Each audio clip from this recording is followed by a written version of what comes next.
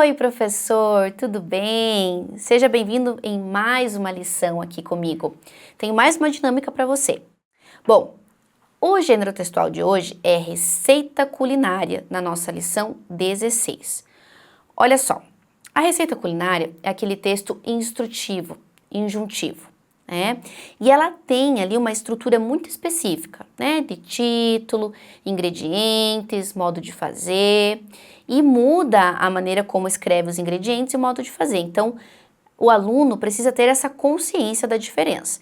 Ele já leu ali algumas receitas dentro do material do aluno, né? Muito provavelmente ele já deve ter visto também em algum outro lugar receitas, mas a ideia aqui é fazer com que ele escreva a receita dele, certo? Agora ele vai colocar em prática, né? Ele vai aprofundar o que ele já aprendeu da maneira como ele escreve, certo? Então a gente tem aqui os chefes mirins, nossa receita favorita. Olha, você, professor, vai propor que cada aluno, ou até pode ser em dupla, escolha uma receita, mas uma receita simples, né? Uma receita fácil e uma receita segura, isso é importante, né?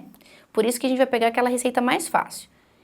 E que ele também goste. E aí eu vou te dar exemplo de receitas que podem ser assim. Pode ser um sanduíche natural, que é fácil, né? Porque as coisas estão ali, né? Os ingredientes estão praticamente prontos, é só montar. Uma vitamina, né? Que pode ser feita no liquidificador.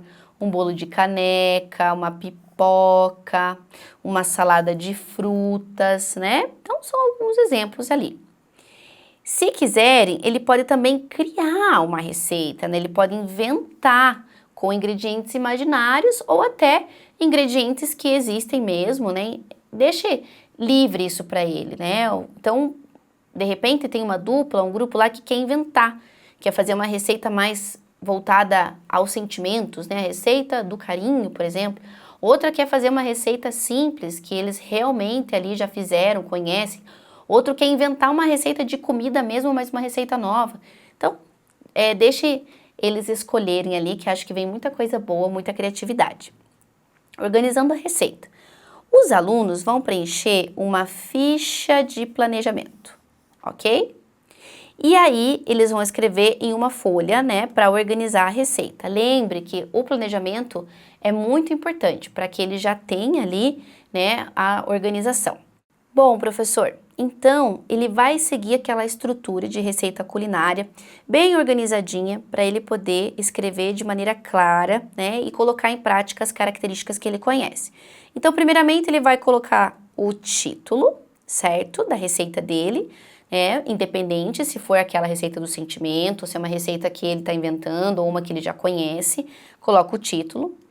Os ingredientes e ele vai listar um por um com as quantidades. Lembre, professor, o seu aluno, que a maneira como se coloca os ingredientes, ele coloca o numeral mesmo, ele não coloca por extenso esse numeral. Então, por exemplo, tem lá 3 copos de açúcar, por exemplo, né?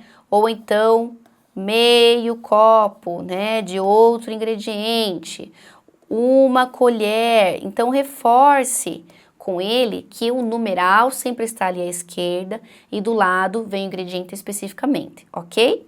E depois tem o modo de preparo, né? A Arília vai escrever cada passo, né, em frases curtas e usando o verbo que indica ação. O que a gente chama, né, professor, de verbo no imperativo. Então, lembre ele que usa esses verbos que dão essa ordem, esse pedido, né? Faça, coma. Não é coma. Então, lembre ele. Tá. Então, lembre ele, professor, desses verbos, né, que nós chamamos no imperativo. Então, ele vai dizer lá, faça, mexa, né, unte. Até você pode colocar no quadro, professor, alguns verbos específicos ali de modo de preparo, nesse sentido, né, que dá essa ordem, que faz esse pedido, para que ele possa colocar na receita dele, ok?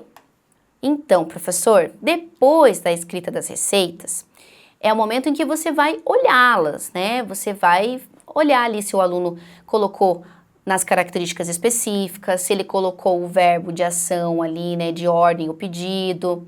Você vai ver se ele deixou bem certinha a maneira de colocar os ingredientes, né, com os numerais. Então, caso, né, ele tenha fugido, você vai lá e conversa com ele e ajusta. Você pode sugerir também que ele faça mais uma parte que fale sobre a cobertura, por exemplo, se for um bolo, né? Que ele coloque a quantidade de pessoas que podem se servir daquela receita, certo? E aí vem uma parte que vai finalizar esse processo. Então, nós temos aqui o livro de receitas da turma. Os alunos vão compartilhar suas receitas, né? Dá para fazer um trabalho de leitura em voz alta ali na sala, cada um contando a sua receita. E aí, você, professor, né, vai reunir essas receitas para um livro de receitas da turma, ok? Mas pode-se também fazer uma outra atividade, tá? Que é escolher uma dessas receitas para que os alunos façam juntos em sala de aula. Eu não sei se existe essa possibilidade na escola, né, professor? Vai depender da sua realidade. Mas se existe a realidade de fazer uma dessas receitas em sala, ou até se tiver uma cozinha, um espaço em que os alunos possam produzir, ou até escolher uma ou duas somente, né? Seria interessante porque eles vão colocar a mão na massa, se sentir motivados, até porque tem a comida ali no meio que sempre chama atenção, ok? Então, por exemplo, poderia ser a criação, né, ali de um sanduíche natural, que é só juntar os ingredientes, né? Ou ainda, a professora poderia já estourar umas pipocas e levar para a sala, ou se tiver uma pipoqueira fazer na sala, depende, né, da realidade. Mas a ideia principal é produzir esse livro de receita da turma, ok? E aí, para produzir esse livro de receitas, eu sugiro que eles mesmos produzam, né? Então, cada grupo pode fazer uma parte. E aí, eles precisam colocar também ilustração. Porque no livro de receita, geralmente, né, a gente tem lá a imagem do prato, né? Eles podem desenhar na maneira como eles querem mostrar esse prato. E se for, por exemplo, uma receita mais subjetiva, aquela, né, receita do carinho, né, do sentimento, por exemplo, eles também podem colocar ali, né, uma imagem que represente isso. Então, o livro de receita pode ficar também ali na turma. Lá naquele caso que eu falei para vocês, né, de montar uma bibliotequinha com os materiais dos alunos, né? E aí eles já têm uma ideia de como funciona esse gênero textual na prática mesmo. A gente sabe que hoje as pessoas não usam tantos livros de receita, né? Elas procuram a receita muito mais na internet, por vídeos principalmente, né? Mas existem os livros de receita, existe esse gênero textual com essa característica específica e por isso que é legal colocar eles com a mão na massa, né, para conhecerem melhor do gênero textual, ok? Muito bem, eu espero que vocês consigam aplicar essa atividade, que dê tudo certo e nós nos vemos na próxima lição. Até lá!